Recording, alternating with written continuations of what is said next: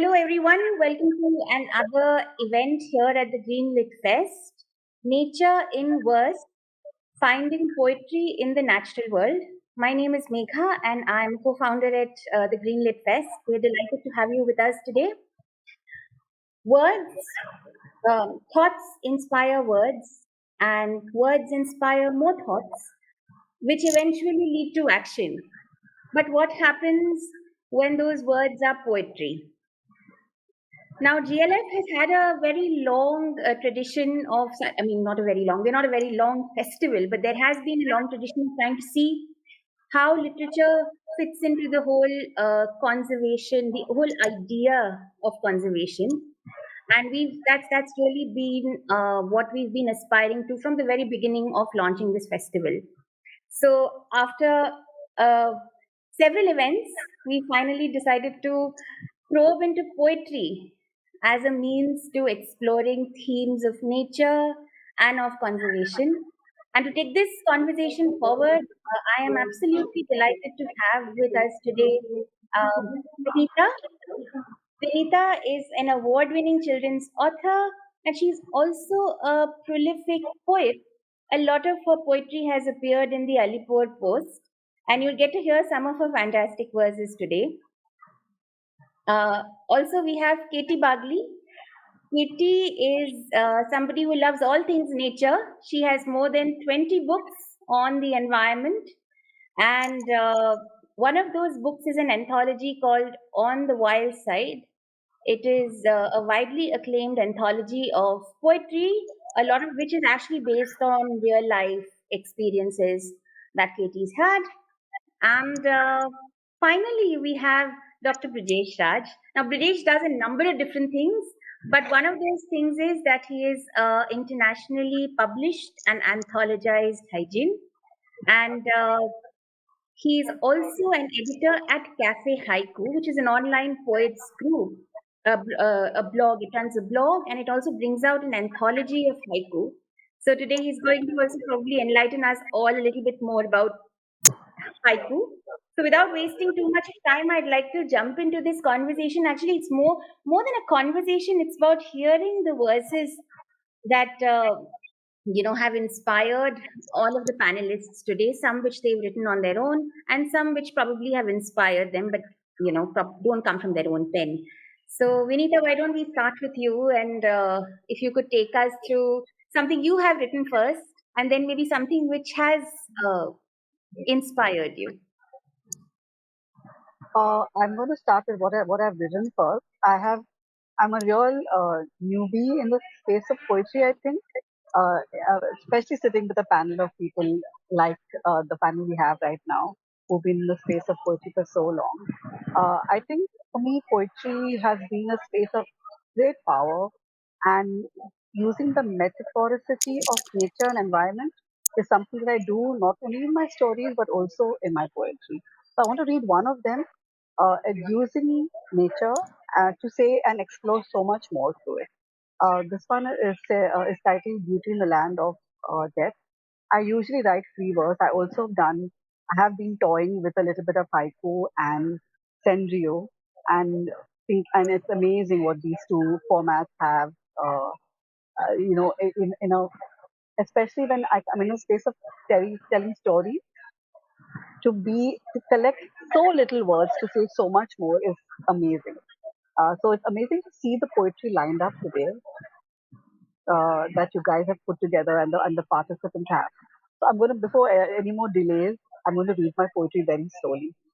Today I pick my way through fallen trees, relieved that even though the jasmines are in full bloom, I can navigate through the worry of debris in front of me. It's so hard to step out of my house and not take pictures of trees with neon green new leaves and flowers that are burning pink. Did you see the pillowy clouds stacked up on clear blue skies? The poor are still around, but I have learned in just 1 year to reconcile with their hunger, to turn blind to the violence of poverty, and stay with the little bits of beauty. But I would choose to see and immerse in the indignant floods of hearing. I am in the land that's used to hiding its scars in layers. Dig a little, and it will reveal roots of hunger, want, skeletons of broken aspiration. Did you know dreaming is the most prevalent occupation in the city? You must know that. You must know we step on the rubble of hope every day. That knowledge what knowledge can I gain from swapping death numbers? Is your self-righteousness indignation more authentic or is mine? Are we on the right side of history? Do they love the country less? Whose vision, whose death, whose sacrifice, whose yet? I'll stop here. Oh, Beautiful. that's really beautiful. I'm sorry. I'm somebody, when I hear poetry, I just respond to it so emotionally. But That was beautiful. Thank you for that. maybe a little bit about this poem, Vinita, because you use nature. I mean, obviously you use nature, but there's also a very metaphoric sort of play on some of the themes. A walk on rubble and roots that Yeah. spell out. So if you could probably just uh, I think nature has so many layers in it. Just the name of a flower means a season, and that we know that when we write haiku. Just saying winter would mean has so many layers to it, just like summer has, and just like the rains have. So hmm, I've always plowed through nature to say more than what I want to say because I think poetry is like art. You see, you give it your version, and there are so many threads that the recipient or the listener or the reader also gets to pull out and connect with, and you yeah. leave it open. And because you use in the environment, you they connect with what it means to them in that season or that flower or that you know the root or anything, any part of that. So I use nature very, very. I think I use it all the time. Even in my stories for children, I use the metaphoricity of the natural world when I write. Is it a form of it's? Is it almost like comfort? Is it a source of comfort sometimes to because there's a what some people say is there's a steadiness to nature. So sometimes when your life is in turmoil, maybe that steadiness calms you and is a source of comfort. Absolutely, absolutely, absolutely. It is a source of comfort. Okay. It's a source of calming anger, resentment, all the things that we feel, all the upheaval. Nature has all of that in so many ways showing up for you. Yeah, you're right. It is the source of comfort. All right. So I think without much ado, Katie will come to you and hear something from you. Um, uh, am I audible, Katie? Absolutely. Okay. Absolutely. So you want me to start? Yes. Yes, please. Okay. Basically, I'm a children's writer. So whatever poetry I've written is actually for children. And I read out a poem, yes, as you said, from my book On the Wild Side. This poem is called A Trunk Tale. Actually, this poem was recited for one of the Kalagoda festivals, and it was recited to Bharatnatyam dance movements. So you can bring out so much art in poetry. I'm just trying to bring that out. Right. So this is about just a little about what the poem is about. It's, elephants, herds of elephants. They love to forage in the forest, and they're voracious eaters because they have to match with the size, the amount they eat. So, in a short while, the forest is deprived of all its foliage because the elephants have eaten, and many of the younger trees are stamped over. So, the forest needs time to revive. So, the elephants have this instinct and they know it, and the matriarch leads the entire herd to another forest. But while they're doing so, they're passing through what is known as a green corridor, which also is wild, which also has trees. But how we people consider a green corridor, oh, this is nothing, we can just graze it, we can use it for our highways and railways. And as a result, there are quite a few fatalities while the elephants cross through this between from one forest to another because the green corridor has been destroyed. So anyway, this is called a trunk tale.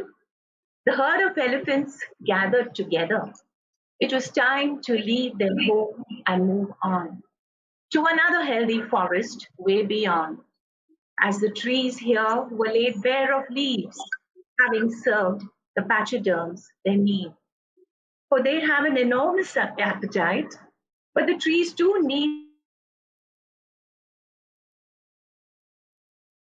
So it was time for them to move on to another healthy forest beyond. The herd was led by the wise matriarch, aunts, mothers, and the little calves. Trustingly, they all followed her. She headed for the green corridor that would lead them to a new home, for the old trees had to be left alone. They walked all of 4 days and nights, looking forward to eat with their might. Back and forth along this passage, year after year they had traversed. But alas, the matriarch got into a quandary. In place of the corridor was now a quarry. So they turned around the whole lot, and the matriarch decided on the spot they would look for a forest elsewhere. She raised her trunk and sniffed the air. The smell of sweet sugar cane. What a delight! They rushed to the strange unknown sight. Miles and miles of the sweet crop. They could hardly wait upon it to gorge. On a wild, carefree rampage they went, helping themselves to their heart's content. Bang, bang. Their merry feasting was cut short. The air crackled with the sound of gunshots. Just look at those elephant thieves. How dare they enter my fields? The message was loud and clear. They were simply not wanted here. But the elephants were greatly confused. They didn't know where to go, what to do. So they walked on, seeking another place from where they wouldn't be driven away. A place not taken over by mighty man. A place where they could roam free. It had to be another forest grand. So that is what it is. Yeah, it's remarkable, right? How different it is because I mean, I just obviously this looks like something that is based on very it's based on observation and knowing about how the environment functions and how elephants walk through corridors. Is it natural for you to sort of take natural truths and bring them into poetry? I mean, is it Yes, or do I find a lot of joy in doing that, first of all. And you feel it's a, I mean, of course, this poem is bringing out the hard truth, but it's a form of celebration of nature. The best way you could celebrate nature, the best way you could, spread the word about how fascinating nature can be and how it is so necessary to conserve and protect. This can be done through word playing around with words, through poetry, because it brings that kind of charm to it, the whole effect. And I yes? think it is, Yeah, it's because very often you tend to read about these in non-fiction. I know that because I myself tend to write a lot of non-fiction. Poetry doesn't come very naturally to me. So I'm always in wonder of people who can, actually bring such hard truths in lyrical fashion. So I'm glad that you shared that, Katie. We're going to come back for another round from our poets, but I'm going to go to Brijesh now, who has his haiku to share. And I'd also urge the other two, I think it'll be lovely if you have any observations on each other's work or anything. It'd be really nice to. Yeah, Uh, so I would like to, thanks, Megha. I would like to start with um, something that Vinita said when she was talking about how the listener or the reader, experiences things differently or perhaps, layers. And that's something that we use all the time in haiku or senryu writing as well. She would know this, where the listener or the reader joins that circle, it completes the circle, and it becomes a different layer as per their lived experiences. And that is their truth. So, it's a desirable thing sometimes in one style of haikai writing where you leave it a little open ended. But there's another style where it's like a snapshot, like a photograph. So it's different sensibilities, different strokes for different poets. So I'll come to a short one that is dear to my heart. This was written some years ago. It's dear to me also because it was accepted by a journal which I really, really am fond of, called the World Haiku Review. And the editor is a Japanese. He was teaching. He was a teacher in Oxford, but he's Japanese, and he paints and he writes, and he's a hygiene of note. And so I feel very honored that he felt this poem was, worthy of being selected. No place to go. The urban dreams of banyan roots. No place to go. The urban dreams of banyan roots. Right. So, So do you want to tell us a little bit about that so creation? I always wondered because living in Mumbai, it's a concrete, to quote a cliche, it's a concrete jungle, and I always wonder where it's going. The banyan is ubiquitous; it's all over the place. There are aerial routes that are coming down, and I've always wondered where they're going to go because if you see old trees, so it's in that sense very literal. So if you see old trees, they need to connect with Mother Earth. They need to grow. They need to expand, and here it's just concrete. So there is. I felt really sad. This thought incubated in my head for I think about a year actually before I wrote this poem, and there were many drafts and things like that. But obviously, I was not actively trying to write it all that time, but it just was there, and that's where it came from. So I felt it kind of fitted with the theme of conservation, and it's particularly dear to me this one. Okay. Do you want to? Do you have another haiku to share? Sure. So a different. When do you use the word haiku and when do you use the word haikai? I'm sorry, forgive my lack of knowledge. I'm sorry, no problem. So haikai is the overall. It's like the entire set of prose poetry. All whether it's senryu, haiku, haibun, tanka. All of these forms are called haikai forms. Haiku is generally nature centric. Senryu is generally more human centric. So these are like subsets of the haikai forms, Oh, right? oh. Okay. So may I just read another one? Something a little bit more happy, perhaps. Yes, actually, I think so. Okay. So monsoon sky, the charcoal strokes of a kite's wings. Monsoon sky, the charcoal strokes of a kite's wings. So again, a very Mumbai scene. You have the paria kites with their folk tales and wings and their things of beauty. I at least just never tire of watching them. And sometimes I've been fortunate, you go to a tower, you go to a high rise and you see them at eye level. Otherwise, there's something really, really inaccessible and high up. So this is, it tells me about, from you're kind of zoning in and zooming out rather, to what the bird is doing with the backdrop of. I think in Mumbai, the monsoon skies are the most beautiful. Yes. So you get the most amazing sunrises and sunsets and evening skies, and so therefore for me this is very, very evocative. It just struck me that all three of you are from Bombay. I mean, from Mumbai. Yeah, yeah, Yes. So, yeah, I mean, this is a happy coincidence. And also probably, something which may bring an element of congruence in your writings because yeah, we tend to get inspired by what we see around us, right? When we absolutely. write about nature. So I think on that thought, Vinita, back to you for something more. Uh, I anything? I have another one which is a Senryu, and I'll read it. It says, "Blizzard, we find ourselves lost in life. Blizzard, we find ourselves lost in life." Beautiful and so true. Yes, maybe a little bit about the how this was written, or is it? I was learning how to, rein in words, and I thought, and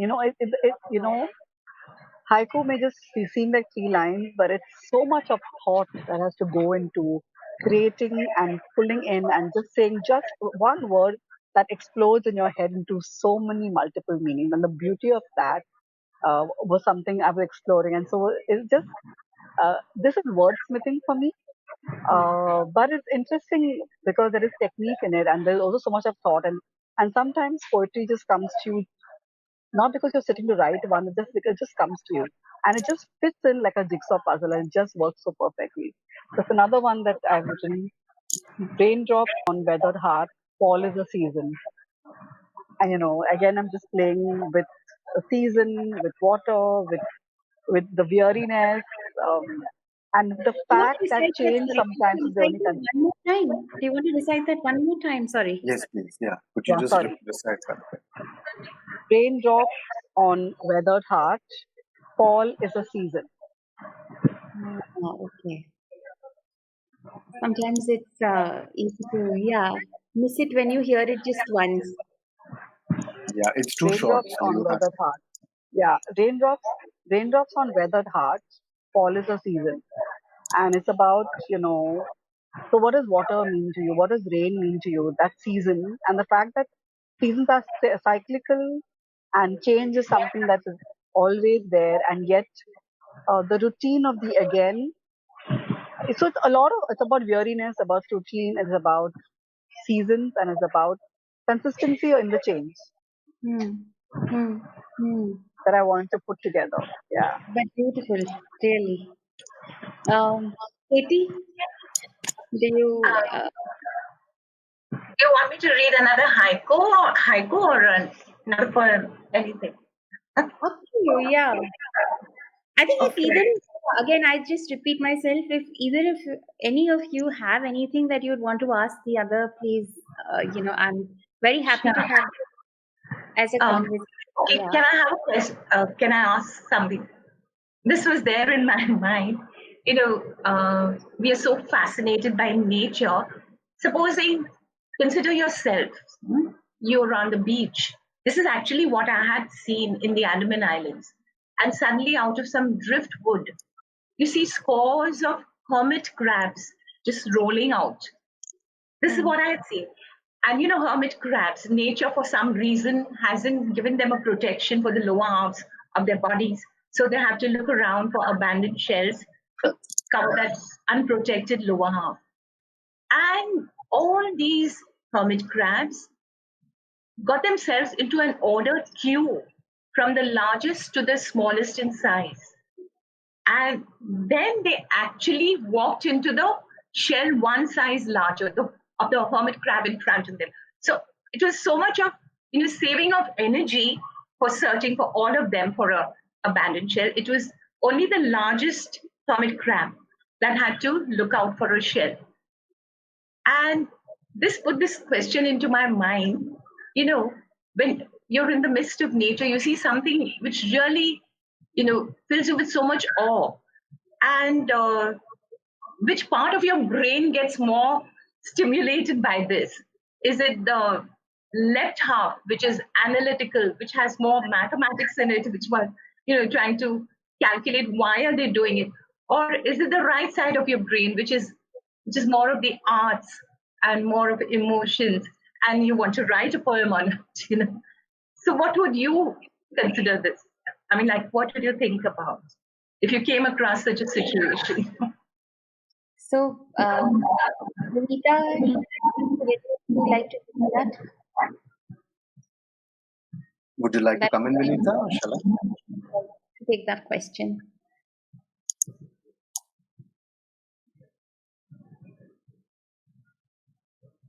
It's a little noisy here. Can you hear me clearly? Yeah, yeah, Yes. yeah. I think, I really think that we use both sides of our brain when we're creating. I really, really feel that. And especially with haiku, I think it is also logic. It is also a math. It's a lot of these things. So If you ask me an offhand question, I would say no. It would be, it's yeah, it's the creative side of the brain. But I think both sides of the brain are used in all creative processes. That's what I believe now. Because I'm into the process now, I feel like there's no way it can only seem like one part of the brain is working. The creative, the part that requires freedom, the part that enjoys music, and not the logical analytical part. I think both parts work when you're creating something that is so open to transformation for you internally and for the other person. So I'd like to expand on that a little bit from my own personal experience. I mean, it's probably different or similar for everybody, for different people. Um, I would always like to still one part of the mind and just witness, just try and stay in that moment. And I find that when I'm not trying to think, I'm just watching, observing, and trying to achieve a little bit of stillness, that I that automatically, you get a certain a germ of an idea of a haiku, what might become a haiku or a senryu or something. And then, of course, once you get that down, then you would work and rework, and that's the part which looks at the rules, looks at the craft, looks at everything else. So, yes, you would use both sides, but initially I would kind of try and knock off that thinking because I think we tend to do that a bit too much anyway. At least I tend to. So I kind of try to still that, and that's again part of a haiku.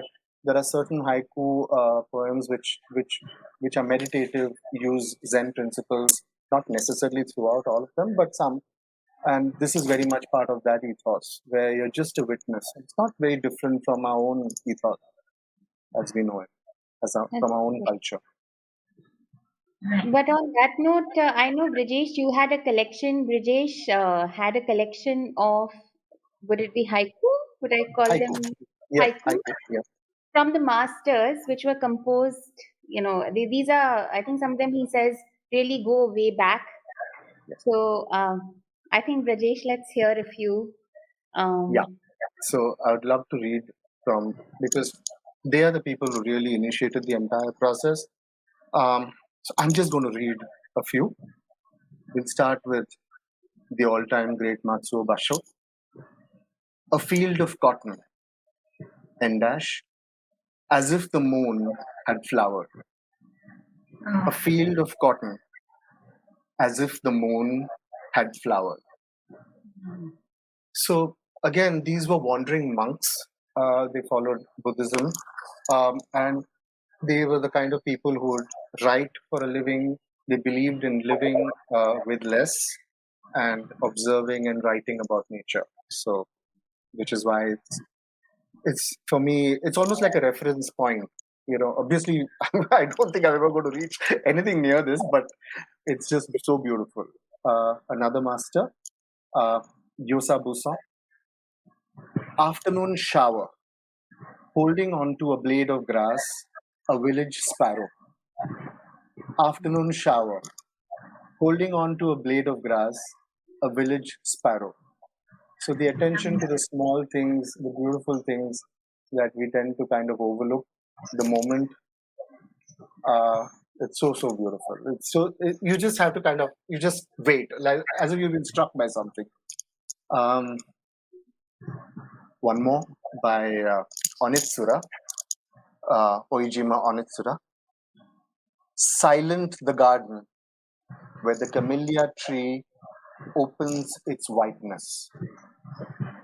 Silent the garden where the camellia tree opens its whiteness. So it's so strikingly visual, it's so beautiful. yes, it's very. I think what I find in the various bits of poetry that we've heard is how they sort of like when we went with Vinita's first, it sort of made me think of life and I sort of there was a little bit of pain and there was a little bit of hope and it sort of evoked these very human emotions and I suppose nature does that, but the thing is in that poem the thing that remains with me is the the feeling that it made me, like the feeling that it evoked inside me. But and then Katie's was altogether different. It reminded me of all the books that I've read about elephants and the way elephants live their life, and all the tragic truths of elephant conservation in the country. And then of course you have haiku, which you read, and Brijesh, your own, as well as the ones from the masters that you just, which are very very visual. They are very listening to them. I think the first sort of sense that one gets is of imagining a painting. I sort of, I can imagine them go with a painting. And I'm just wondering whether actually haiku were traditionally written to go with, painted, with paintings. That was probably the original haiga, where you have a painting matched with a poo. But it wasn't always visual. You also had different senses. So I'll read one more. Um, the stream in the valley, stones to sing songs under the cherry blossom. The stream in the valley, stones to sing songs under the cherry blossom. Again, on Itsura. So you can have visual, you can have auditory, you can have both, like a synesthesia. Sky's the Yeah, limit. it's almost like a picture, but that's captured in words. Yes. Like in my mind, it's automatically I'm imagining a stream flowing under a cherry blossom with those stones in it, or a bird hanging onto a blade of grass when you Yeah. have a summer shower. And the So natural instinct would be to say that the water, the river is singing. yes, But to visualize the Yeah. stones as Yeah. alive, Right. that's a Exactly. different sensibility. that's true. So, I mean, I think it's been very nice to just listen to poetry and the various inspiration behind the poetries, and indeed the various forms of poetic expression. I mean, I'm still not convinced about whether I am ever going to be able to write good poetry. I think mine is remarkably juvenile, but I'll just come in briefly there. So one of the masters actually has said that in your entire lifetime of writing, if you can write 2 or 3 good haiku, then you've achieved what you More might have than been meant yes. to achieve. Absolutely. So so, go ahead and so no start. worries. You just have to write.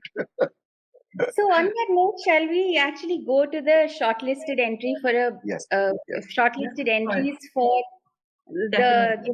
books of the yes, haiku that actually absolutely. came in as part of our Yes, Nature Haiku contest, our sure. first actually contest at GLF, and so to everybody watching, Brijesh, Vinita, and Katie were kind enough to look at the various haiku, and we Pleasure. had a little chat about them.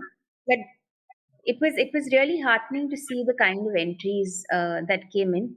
And I know it's often said as a way of saying, but I really mean it when I say that some of them were really beautiful, and almost like very hard. We had our limitations to pick three, but very hard to pick really between some of the creations that came in. They were just so beautiful. But the contest was very clear in that it was a nature haiku contest. But Okay. unfortunately, some of the some of the things submissions that came in, we had to sort of unfortunately leave out because they were more in the genre of free verse rather than haiku. But Ganesh, on that, can we have the first shortlisted entry on stage? Srinivas couldn't be here today. I think he's held up, but he sent in these beautiful bits. I'm going to just read it. Himalayan hike, he bows to the hills at every turn. Himalayan hike, he bows to the hills at every turn. And the second one is rain puddle, a paper boat flirts with the moon. Rain puddle, a paper boat flirts with the moon. So, yeah, I mean, Srinivas couldn't be here for us to have a quick chat with him about his submission. But I think we have quite a few of the shortlisted participants with us today. So, Ganesh, can we have Vandana? Yes. Vandana, uh, Hi. hi Vandana. Hi, thank you so much for selecting my haiku. It's great to Uh, be here. Thank you happy for to sending it have in. you. Congratulations. Thank You you. want to Thank you read so much. yours since it's up on the screen? Yes, sure, definitely. Just when I'm about to give up, summer's first rain. Just when I'm about to give up, summer's first rain. Wooden plane, will the tree now touch the sky? Wooden plane, will the tree now touch the sky? Right. And Vandana, what was your sort of inspiration behind this this verse that you have, these haiku that you have sent in? Was there Uh, something? yeah, the first one is basically, it's a metaphorical haiku about when we get so depressed or when we are experience like sometimes I get existential crisis or midlife crisis, and when we are in the throes of depression or throes of negativity, and then something suddenly comes up and cheers you up. So it feels like summer's first rain when all your depression, all your sorrows, everything washes off and you feel rejuvenated, refreshed. So that was basically the thought behind it. And the wooden plane, will the tree now touch the sky? It's about um, the dreams we have of, soaring high. We build so many dreams around us. We try hard, but do all the dreams come true? We try our hard, but do all the dreams come true? So it's basically seeped in reality, the harsh reality of life.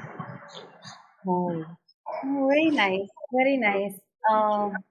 I think we can now have the next shortlisted entry, Ravi Kiran. Ravi, is Ravi with us? Hi, good evening. I guess you guys can hear me. Good Yes, evening. Ravi. Yes. Good Okay, to have you. thank So do you. you You want want me to? to read? Yes, Yes, please. please. Thank you. Where once a forest stood, concrete jungle. Where once a forest stood, concrete jungle. Ocean's dirge, a cormorant soaked in spilt crude. Ocean's dirge, a cormorant soaked in spilt crude. Right. Do you want to say something about, because very conservation oriented haiku, but a little bit about your sort of source Sure. inspiration? The first one, if you actually take up, I lived for about 22 years in Bangalore. I saw the city grow then. I'm now in Hyderabad for the last 4 years. But in both these cities, what I see is the suburbs. Actually, the localities have names like a village. In Bangalore, it used to be called this Hulli and that Hulli and so on.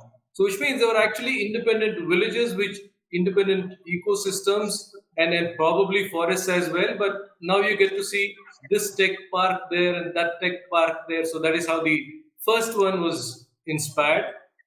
The second one, I think, one of my favorite images, rather sad images, is about the crude oil getting spilt off mega tankers and how that kind of gets swept to this thing and how wildlife was affected.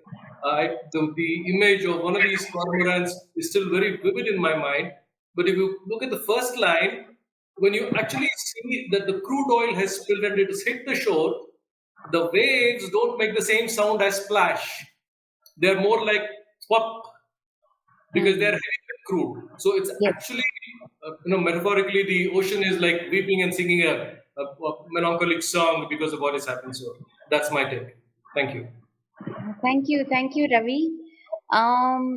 Ganesh, I think Mona is not here, but can we have Mona's haiku up on screen, please? Yeah. So I'm going to read Mona's summer breeze, a fledgling abandons the nest. Summer breeze, a fledgling abandons the nest. And then summer breeze, between lines of wheat, a singing warbler. summer breeze, between lines of wheat, a singing warbler. So I think Mona's, I mean, Brijesh would probably know this, but Mona's again is very sort of classic haiku in terms of evoking imagery, I think, Yes, in I the. would have loved to have heard her inspiration. Yes, It's sad that she isn't here because, Summer Breeze, again, she's left it a little open ended. Is she talking about a fledgling? Is she talking about an empty nest? Is she talking about somebody, going towards freedom? I mean, could be anything. It's it would just, have been nice it's to just the hear hat. from. Yeah, it's just the hat that the listener or the reader wears. So yeah, beautiful. Yeah, And even the second is a very strong visual, and she's used a visual and touch of summer breeze perhaps, and the sound of a small little bird. It's so beautiful. Yeah. true. Uh, then I think Teji is here with us. So can we have Teji's haiku and Teji as well in the studio? Yeah. Yeah, hi, Hi, good evening. Good evening. Teji. Uh, Why don't we hear from you? yeah, sure.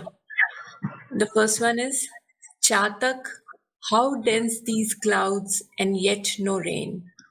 Chatak, how dense these clouds and yet no rain. Cuckoo's song, branches heavy with the scent of mangoes.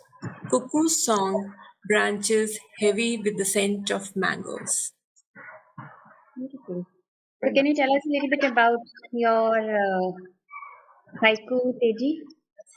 Um, and the first one is like I'm very much inclined towards using Hindi words in haiku. So Chatak denotes the monsoon, and it's a harbinger of monsoon. So I've used that these days. Chatak must be looking at the clouds and feeling that there's a scarcity of rain or there's a drought.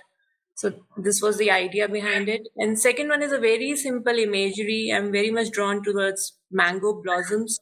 So I've written Cuckoo's song, and I especially use the word heavy with the scent of mangoes because when the mango blossoms, the branches are heavy with it. So I didn't like to use I wanted to use the sense of smell in it. That's why I've used the scent of mangoes rather than giving a picture of hanging mangoes in it. I see. No, no, it's very sort of very rich visual imagery. Um, and finally we have Ustat. Um, Ustat, so that's your mom? Yeah. Yeah, she is. Okay, that's nice. So you have two haiku Two composers hygiene, yeah, two hygiene in the same household. in the same, yeah. Yeah. There's like an alliteration to it, hygiene in the household. Yes. Wow. But yeah, Ustad, why don't you read yours? I Yeah. think First light, crickets call the chorus to an end. First light, crickets call the chorus to an end. and could you tell us a little bit about your haiku? I mean, I don't write haiku a lot. I'm more of a sendu writer. So this was my attempt when I was first learning what haiku is, and being a student, I'm a night owl. I stay awake at very odd hours at night, and this is something I've experienced myself a lot because since we live near a park in like very green areas, the cricket sound is very continuous at night. So throughout the night, it's something that I've experienced a lot, and I just tried to put across that moment. So that's how it was written. Very evocative. I think Brijesh had some. Brijesh, there was another. We don't have that here with us, but I think you had sent in three entries, and we particularly like this one. Yes. But yes, that's It why is we have beautiful. this. I'm glad we could hear from her because the Yes, backstory really deepens it. Yes. Very really nice. deepens this particular one. But thank you so much, Ustad. Thank you so Um, much. I think it might be nice to just quickly hear what Ustat says. Brijesh, when she says she normally doesn't write haiku, you said you normally write Send you. senryu. Yes. So that's very different. That's a very different form of obviously composing or writing. So how is it different from? I mean, I'm sorry. This is for probably everybody here who is getting Let's familiar. hear from Ustat. Yeah. Tell us something about send you, Ustat. I mean, obviously the form of writing is a three-line piece, but you don't have a kigo, which is a natural reference in a senryu, and it's more oriented towards human connections. So, human feelings, emotions, or anything satirical, almost that you see happen in your day-to-day life. So that's what usually senryu is associated. So you tend to write more of that than more of this. I do. Yeah. Is it harder to write haiku? I think it depends on your inclination. For some people, it's harder to write a senryu. For some, it's harder to write a haiku. So I don't think I can comment on which is harder. For me personally, So, it is harder to write a haiku, obviously. So Interesting. so in Japan, Mika, in general, a hygiene who writes senryu will write senryu, and a hygiene who writes haiku will write haiku. Right. Generally, you will not have the two.